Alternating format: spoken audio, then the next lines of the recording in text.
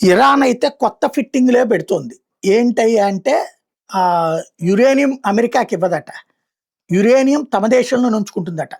కాకపోతే ఈ శుద్ధి చేసిన యురేనియంని ఏ ప్లేస్‌లో పెట్టారో ఐక్యరాజ్య సమితికి చెప్తాం. ఐక్యరాజ్య సమితి ఇన్స్‌పెక్టర్ సూపర్విజన్‌కి ఒప్పుకుంటాం. కానీ దాన్ని డిస్ట్రాయ్ చెయ్యం, అమెరికాకివ్వం. ఈవెన్ రష్యా, చైనాలకు కూడా తరలించం.